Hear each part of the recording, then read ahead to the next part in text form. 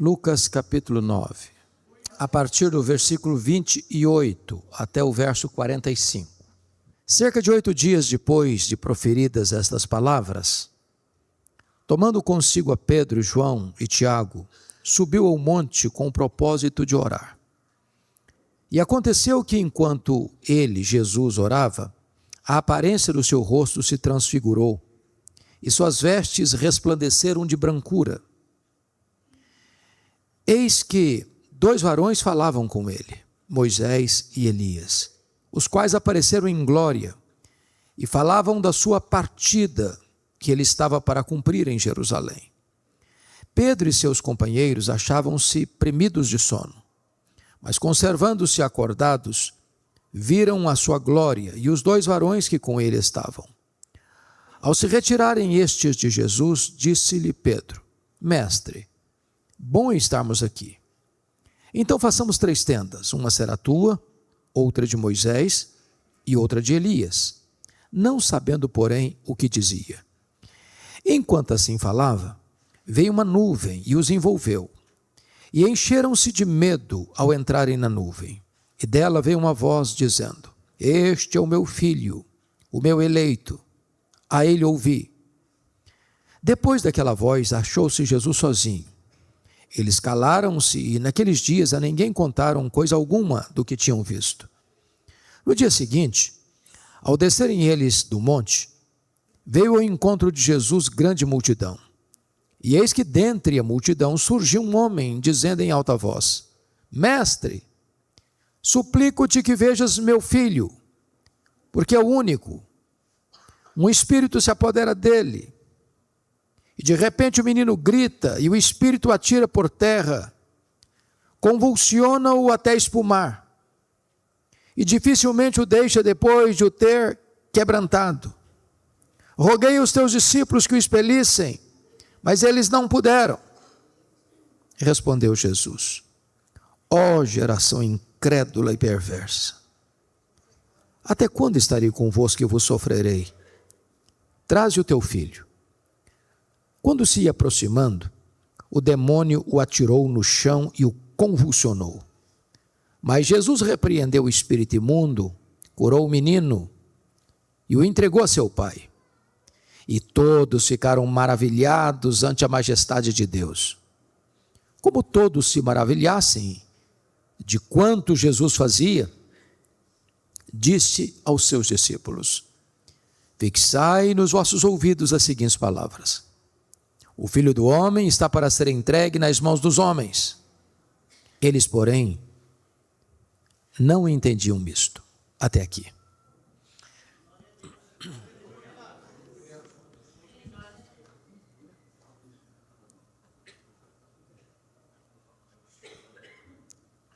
Meus amados, esse texto retrata para nós 3 grupos, 3 tipos de espiritualidade. O primeiro grupo é formado por Pedro, Tiago e João. O segundo grupo é formado pelos 9 outros discípulos que ficaram lá no vale, no sopé do monte. E o terceiro grupo, na verdade, não é um grupo, é Jesus. Nós poderíamos definir a espiritualidade aqui, primeiramente a espiritualidade do monte. Os 3 que subiram com Jesus a um alto monte. O segundo grupo, os que ficaram, poderíamos definir como a espiritualidade do vale. Os que estavam lá no sopé do monte, ao redor de uma grande multidão. E a terceira pessoa é Jesus. Definiríamos a espiritualidade do monte como a espiritualidade do êxtase sem entendimento. Definiríamos a espiritualidade do vale como a espiritualidade da discussão sem poder. E definiríamos a espiritualidade de Jesus com a espiritualidade da oração, da obediência e do poder. Notem comigo que Jesus, uma semana antes, havia falado para os seus discípulos pela primeira vez, lá em Cesareia de Filipe, que ele subiria para Jerusalém e seria entregue nas mãos dos principais sacerdotes para ser crucificado. Pedro não entendeu e chegou a repreender Jesus por isso. Tem compaixão de ti, isso de modo algum pode te acontecer. E Jesus voltou-se para Pedro e disse: arreda, Satanás, és para mim causa de tropeço, não cogitas das coisas de Deus, apenas das coisas dos homens. Certamente essa fala de Jesus de que iria morrer entristeceu os discípulos. Mas uma semana depois, ele sobe um alto monte para mostrar a eles, Pedro, Tiago e João, uma espécie de antecipação do céu, uma espécie de antegosto do céu, uma espécie de visão prévia da glória. E sobem os 3 discípulos com Jesus, e diz o texto que Jesus subiu com o propósito de orar. E diz o texto que esses 3 discípulos não oram, eles são tomados de sono. O que dava prazer e deleite a Jesus, dava cansaço neles. E diz o texto que no alto desta montanha 4 milagres acontecem. O primeiro milagre é que Jesus é transfigurado. O rosto dele brilhava como a luz. As vestes eram tão brancas que nenhum lavandeiro da terra podia fazer igual. Segundo milagre é que surgem falando com Jesus em glória Moisés e Elias, o representante da lei e o representante dos profetas, conversando sobre a partida de Jesus para Jerusalém. Essa foi a pauta da reunião.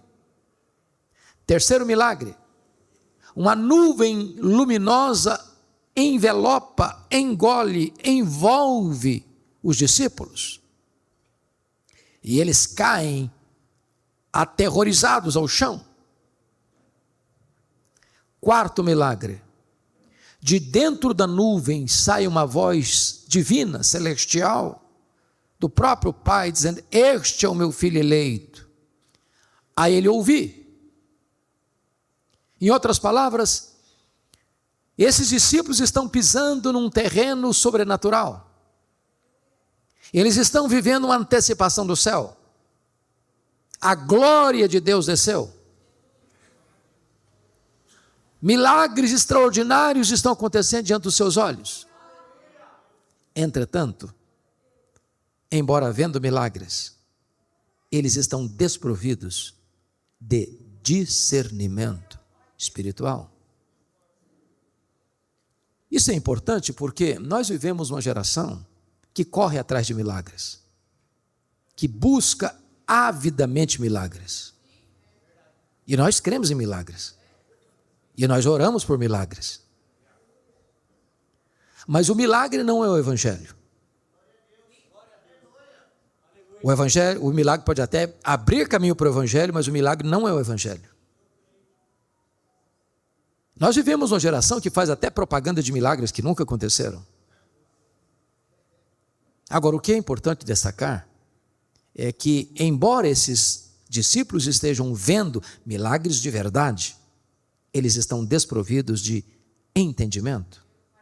E o que é que eles não entendem? Em primeiro lugar, eles não discernem a centralidade da pessoa de Jesus. Diz o texto que Pedro falou, sem saber o que estava falando, o seguinte: mestre, bom em estarmos aqui. Então vamos fazer 3 tendas. Uma será tua, outra de Moisés, outra de Elias. Pedro tinha mania de achar que ele estava no controle da situação. Ele falava até quando não sabia o que falava. E por que ele não sabia o que falava? Porque falava uma bobagem. Que bobagem Pedro está falando aqui?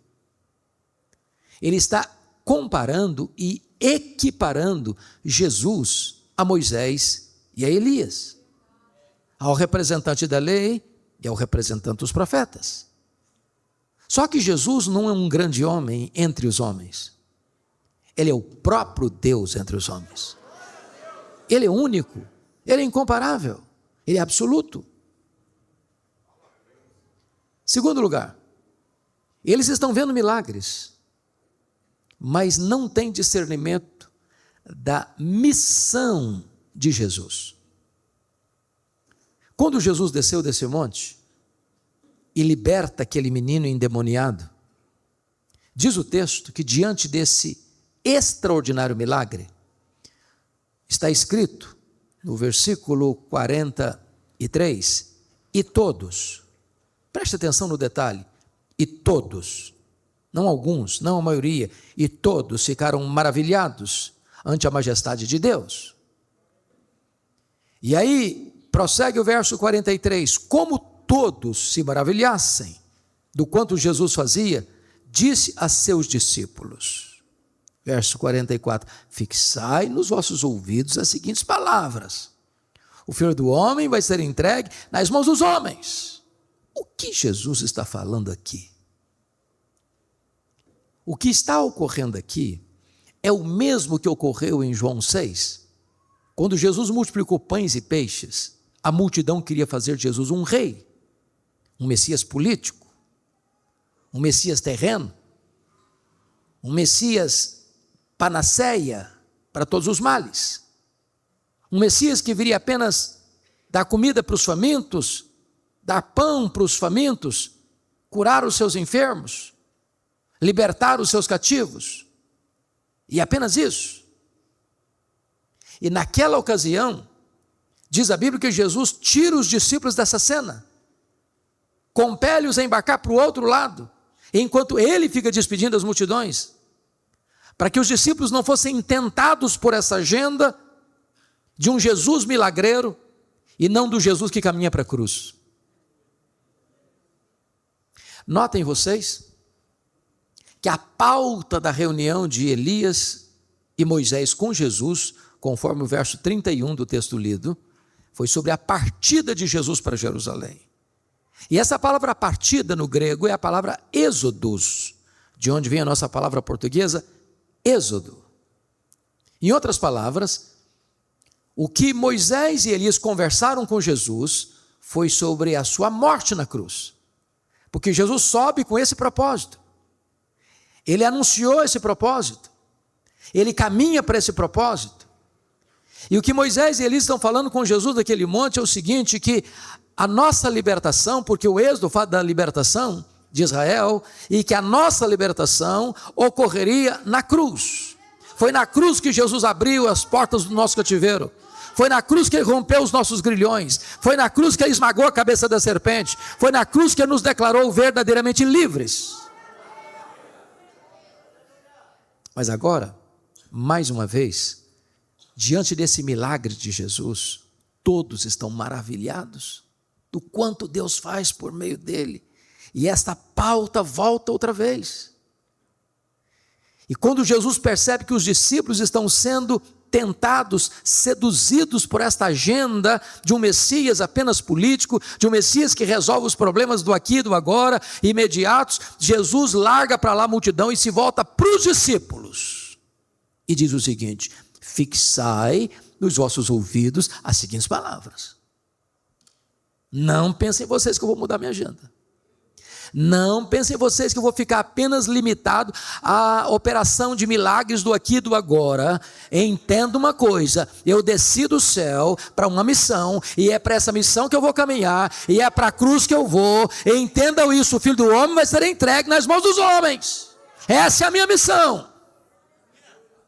Mas está escrito que os discípulos não entenderam isto.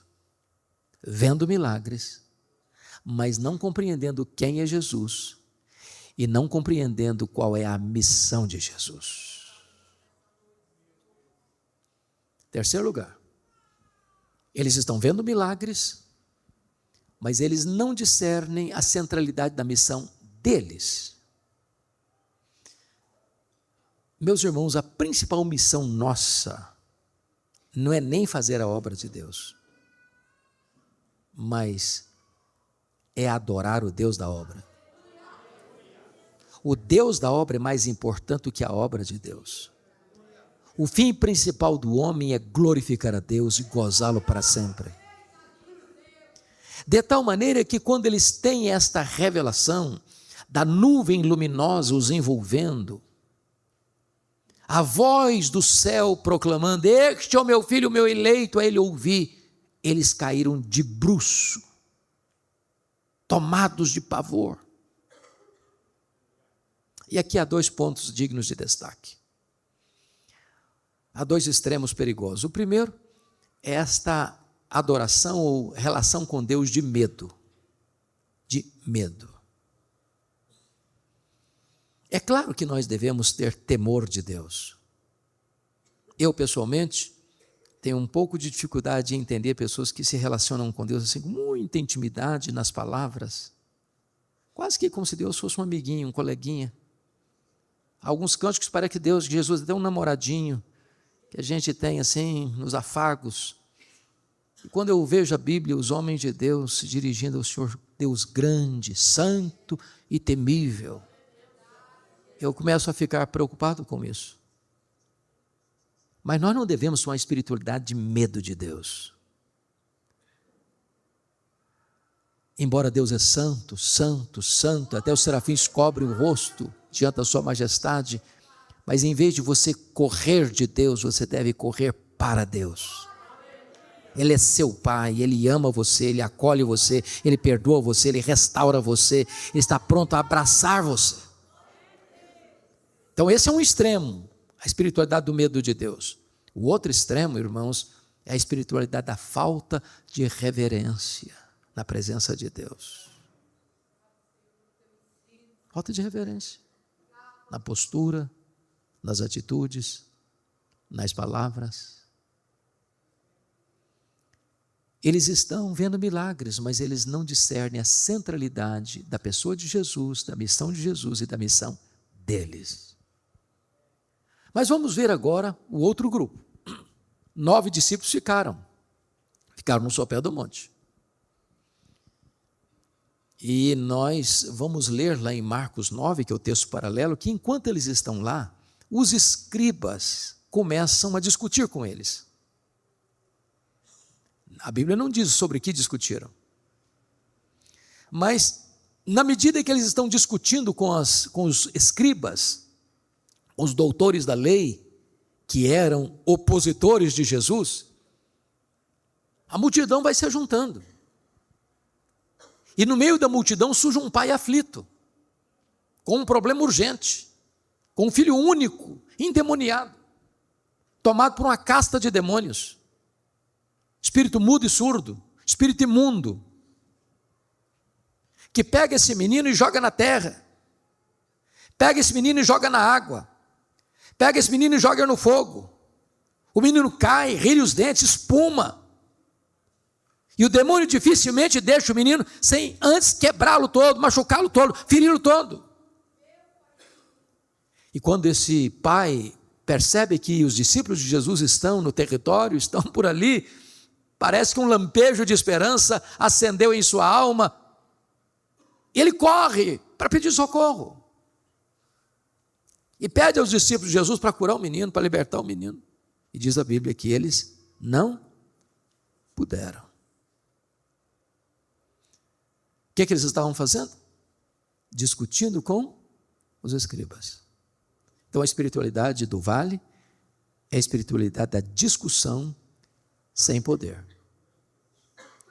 Agora notem, há espaço para discussão?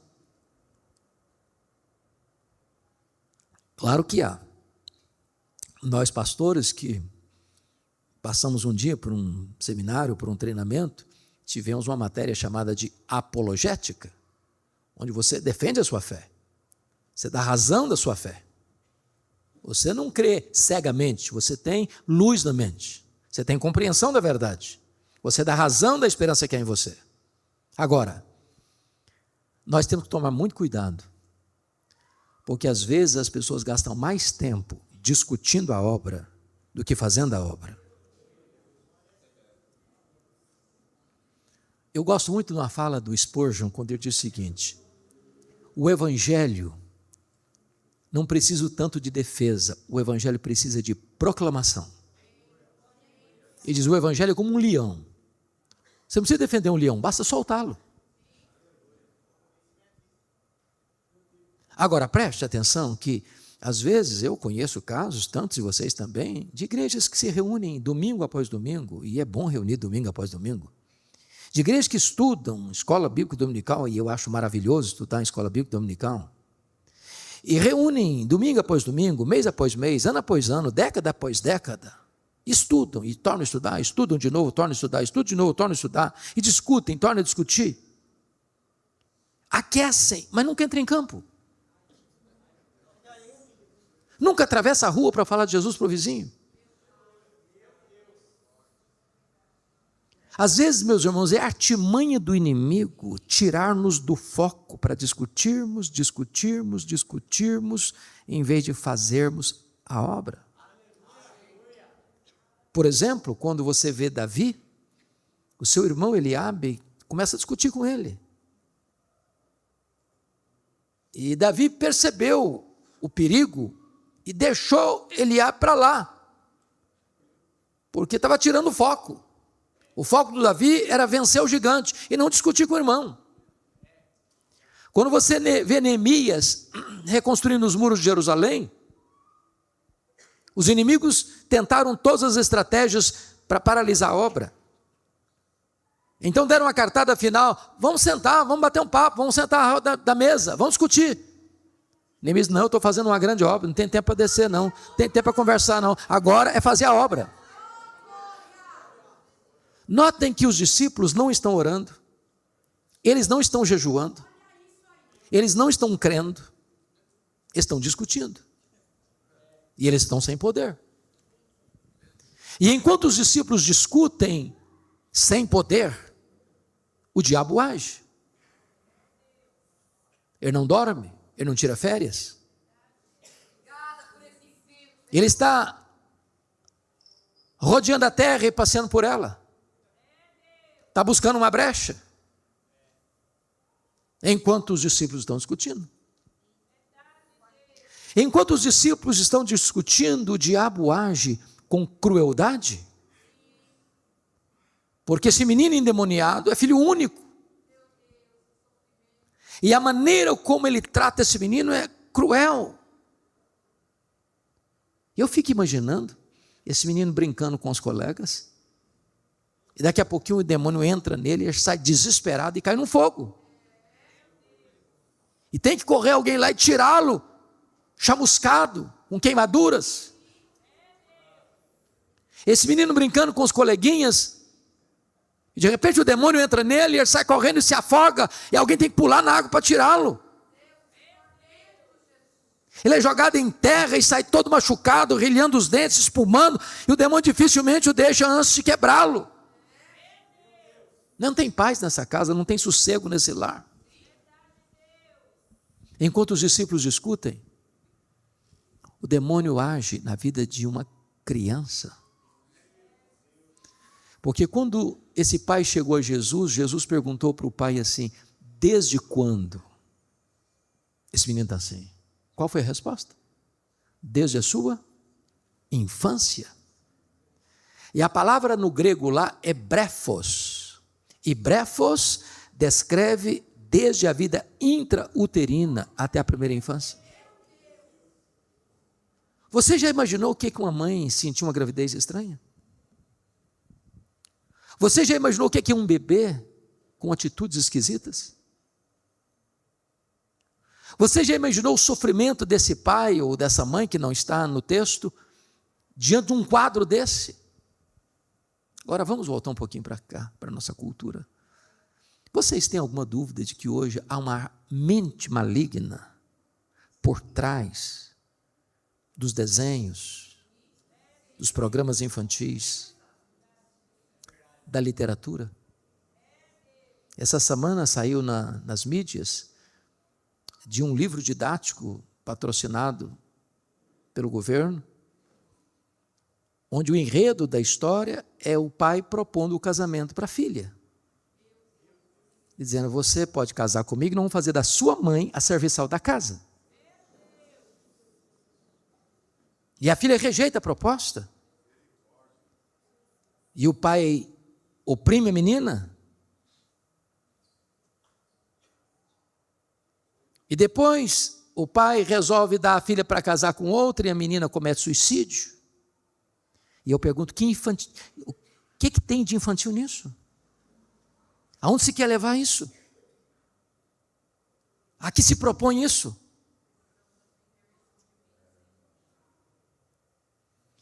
E eu não tenho dúvidas, meus irmãos, de que a indústria, tanto lúdica quanto da literatura ou do ensino, tem levado as nossas crianças para um nível de ocultismo. Eu li certa feita que se pai e mãe assistir tudo o que acontece para o mundo infantil hoje, ele não dorme de noite com a luz apagada.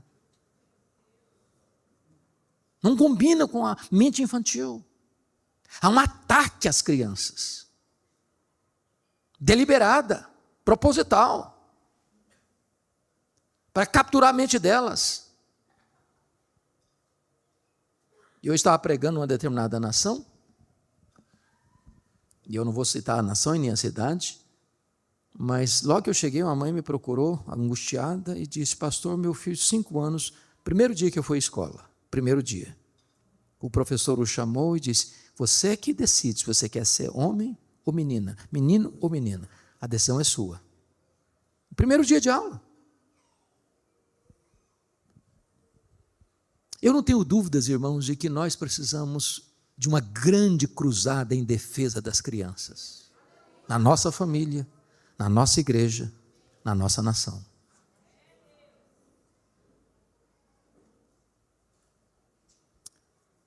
Eu era pastor em Vitória. No meu começo do pastorado lá, 1985. Chega na igreja uma senhora, convertida a Cristo, foi batizada, e ela tinha uma criança, uma menina de 3 anos de idade. E um dia essa mulher está andando pela rua de Vitória, uma das ruas de Vitória, cantarolando um hino, um cântico espiritual. E a criança no colo dela. De repente essa criança desfigura o rosto, com voz grave começa a blasfemar do nome de Cristo. Ela fala em impropérios. A mãe tomou um susto, pensou que a menina estava tendo um surto psicótico, dali mesmo levou para o médico, o psiquiatra, ele examinou, não constatou nada, levou para exames de toda ordem, não constataram nada. E essa mãe aflita me ligou.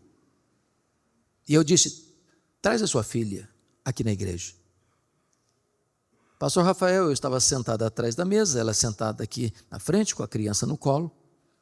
E enquanto eu conversava com a mãe, ela me olhava por baixo assim, um olhar pesado. Quando eu comecei a falar do nome de Jesus, essa criança pula do colo da mãe e começou a rastejar como uma serpente no carpete do escritório, falando blasfêmias. 3 anos. E eu clamei pelo nome de Jesus. O Senhor a libertou. E eu perguntei, mãe, o que é isso? Me conta um pouco dessa história. E ela me contou que o pai estava envolvido com o ocultismo, sempre estivera, e quando ela estava grávida, aquele homem tinha consagrado esse bebê no ventre para os espíritos malignos. Enquanto os discípulos estão discutindo, o diabo está agindo para destruir crianças.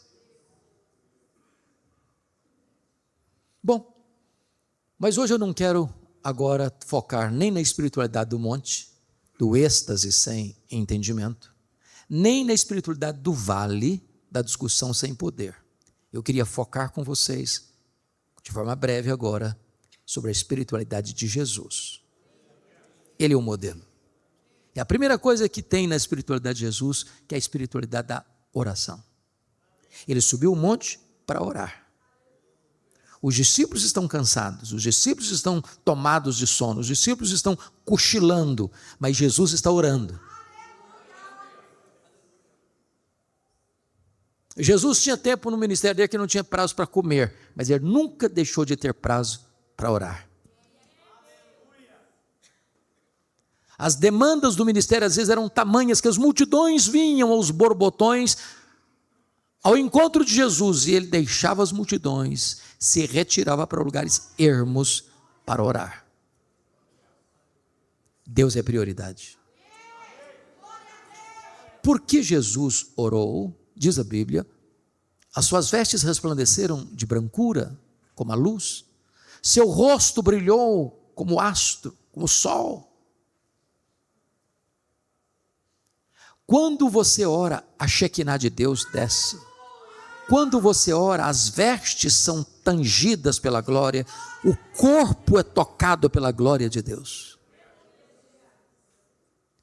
Quando você ora, Deus prepara você antecipadamente para os grandes desafios da vida, porque Jesus era perfeitamente homem. Ir para a cruz não é um caminho fácil, doloroso. E o pai prepara seu filho antecipadamente para enfrentar a cruz, porque ele orou. Mas porque ele orou, o pai o defendeu. Porque quando Pedro disse: mestre, bom estarmos aqui, vamos fazer 3 tendas, uma será tua, outra de Moisés, outra de Elias. Pedro, sem saber, estava ofendendo a Jesus. Ele estava tirando de Jesus sua prerrogativa divina. Mas Jesus não se defendeu. Jesus orou. E porque Jesus orou, o Pai saiu em sua defesa. Este é o meu filho, este é o meu eleito, a este vocês devem ouvir. Você não tem que brigar, você não tem que se defender, você tem que orar, porque quando você ora, Deus defende você.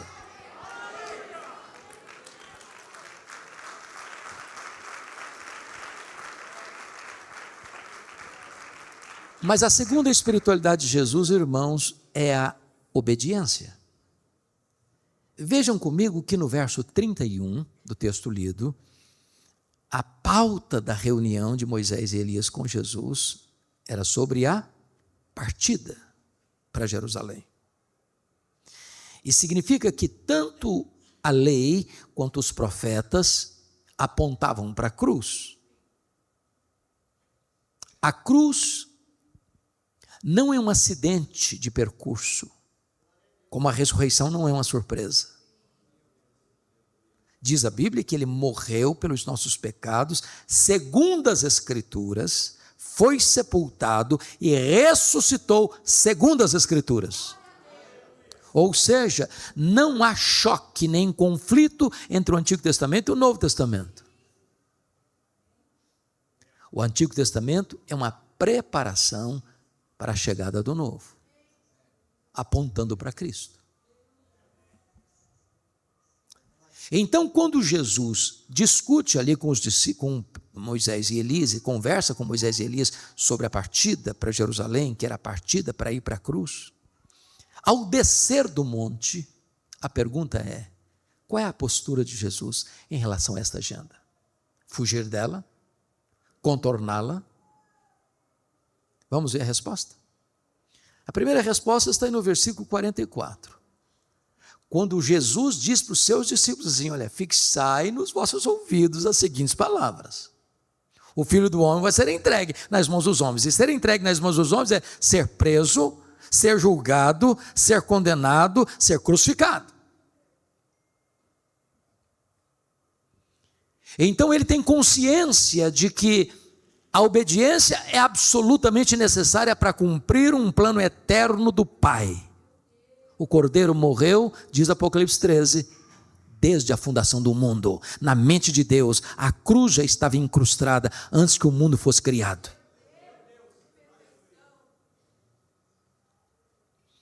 Mas vamos dar uma olhadinha em outro versículo. Versículo de número 51. Confira aí comigo. E aconteceu que, ao se completarem os dias em que devia ele ser assunto ao céu, ou seja, ser elevado ao céu, manifestou no semblante a intrépida resolução de ir para Jerusalém. Eu gosto disso, Joel, porque Jesus estampava no rosto. Dá para ler no rosto dele, ele está indo para Jerusalém, ninguém vai tirá-lo dessa agenda não, ele está indo mesmo, ele intrepidamente, corajosamente, ele está indo para ser crucificado. Ele não está esperneando para não ir, ele está deliberadamente caminhando para a cruz. Olha o verso 53. Os samaritanos não lhe receberam,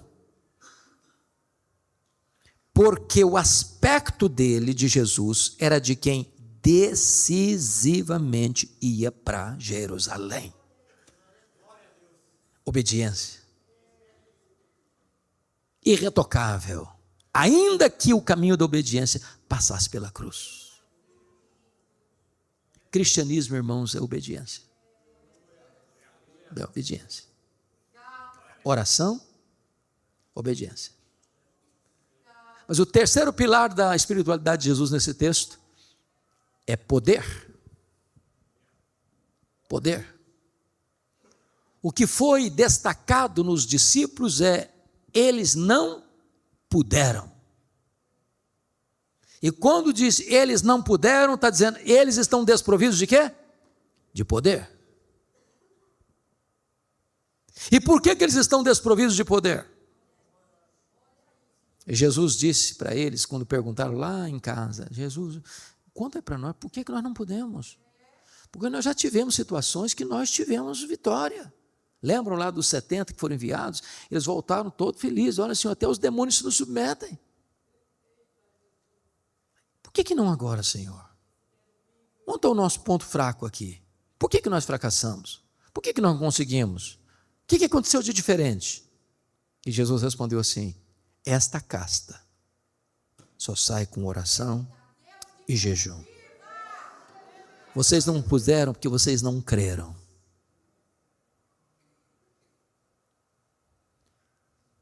Se estamos sem poder, não é porque não tem poder, é porque nós não estamos buscando esse poder. A Bíblia diz lá em Efésios que a suprema grandeza do poder de Deus está à nossa disposição. Que poder? O mesmo poder que ressuscitou Jesus dentre os mortos está à nossa disposição. Aliás, antes de enviar a igreja ao mundo, Jesus enviou poder para a igreja. Permanecei na cidade até que do alto sejais revestidos de poder. E esta ordem não pode ser invertida. Agora, quando a igreja deixa de orar, e deixa de jejuar, e deixa de crer, ela perde esse poder. Mas Jesus tem poder. Porque quando o Pai apresentou o caso a Jesus, e afirmou para ele: eu apresentei o meu filho aos teus discípulos, e eles não puderam, Jesus solta um gemido de dor. Ô geração incrédula e perversa, até quando vos suportarei? Portanto, você e eu estarmos desprovidos de poder ofende ao nosso Redentor, porque Ele deixou poder para nós. E Jesus diz: traz o menino. E o evangelista Marcos nos dá uma informação, que Jesus disse ao espírito imundo, surdo e mudo: sai, e nunca mais voltes a ele. Vocês sabem que há casos onde uma pessoa é liberta, e por não se arrepender de seus pecados, e não emendar a sua vida, os demônios saem e voltam, e vai, e tal, e volta, e o segundo estágio é 7 vezes pior que o primeiro. Mas a ordem aqui é decisiva e clara: nunca mais voltes a ele. E o demônio teve que sair, e o menino ficou liberto. Porque Jesus tem todo o poder. Ele manda no céu, Ele manda na terra, Ele manda no inferno. Diante dele os demônios precisam se curvar. E o menino ficou curado, e o menino ficou liberto, e o Senhor foi glorificado. Eu quero terminar contando uma experiência que eu tive há vários anos, lá em Recife. Eu fui convidado para pregar num culto de formatura do seminário, de Recife. E um dos formandos, após o culto de formatura, me procurou para me contar essa experiência. Ele me disse que estava no 4º ano, era o último ano do seminário, e eu costumo brincar que todo seminarista que está terminando o seu curso tem a leve sensação de que é um forte concorrente com Charles Haddon Spurgeon. Então ele recebeu um convite para pregar numa grande igreja, e não é natural um seminarista ser convidado para uma conferência de uma grande igreja. Se sentiu muito honrado, e com razão. Sexta, sábado e domingo, botou seus melhores ternos na mala, empacotou seus melhores sermões e partiu para lá. Hospedou-se na casa do pastor. Só que ele não contava com um fato. Antes do culto, uma mulher desesperada bate à porta da casa do pastor e diz: pastor, precisamos de socorro. Tem uma mulher endemoniada lá no meu lado, na minha vizinha, e está quebrando tudo por lá, tem uma multidão ao redor da casa, está todo mundo apavorado e com muito medo, o senhor precisa ir lá nos ajudar. O pastor muito calmamente respondeu: que coisa interessante, acaba de chegar de Recife, um santo homem de Deus, preparado para esta tarefa. O seminarista começou a tremer os joelhos, e a gaguejar, falei que eu só vim aqui para dizer que eu estou indo embora. Não, o pastor não deixou ele embora. Agarrou no braço dele e saiu caminhando pela rua. De longe viram a multidão ao redor da casa. Os gritos cavernosos da mulher. Quando chegaram em frente à casa, o pastor olhou para o seminarista olhou para o chão. E o pastor disse: seminarista, o caso é todo seu. Pode entrar na casa. E ao entrar, ele deparou com um quadro horrível. Aquela mulher com os cabelos desalinhados, com o semblante desfigurado, proferindo blasfêmias. E ele tentou articular a primeira frase e a mulher lhe deu um bofetão na cara e o jogou ao chão. E no chão ele ficou, por mais de 1 hora, disse ele. E a mulher ao redor dele bufando como uma fera selvagem. Ele disse que a vida dele passou como um filme na sua mente. Quão vazio ele estava, quão seco ele estava, quão árido ele estava. E esse moço me disse com lágrimas nos olhos, que depois de 1 hora ali no chão, prostrado, humilhado, como Sansão agarrado nas colunas, ele começa a orar em voz silenciosa. Diz: meu Deus, eu sou teu servo, não me deixes envergonhado. Restaura-me, Senhor, restaura a minha força, restaura o poder. E quando ele está orando desta maneira, a mulher caiu. E quando a mulher caiu, ele se levantou. Porque diante de Deus, humildade, mas diante do diabo, autoridade. Ele deu ordens para os demônios saírem e a mulher ficou liberta. E esse formando com lágrimas nos olhos, abraçado comigo, me disse algo que eu nunca esqueci. Ele disse: pastor Hernandes, eu entendi ali que não basta ser crente, não basta ser seminarista, não basta ser um diácono, um presbítero, um missionário, um pastor. É preciso ter o Espírito Santo. É preciso ter o poder do Espírito Santo.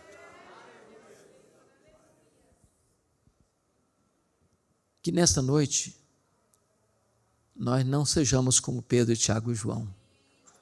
Espiritualidade do monte, do êxtase sem entendimento.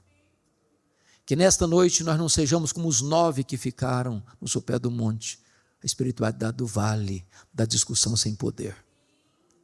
Mas que nesta noite possamos imitar a Jesus. Vida de oração, vida de obediência e vida de exercício do poder de Deus. Que o Senhor nos abençoe. Amém.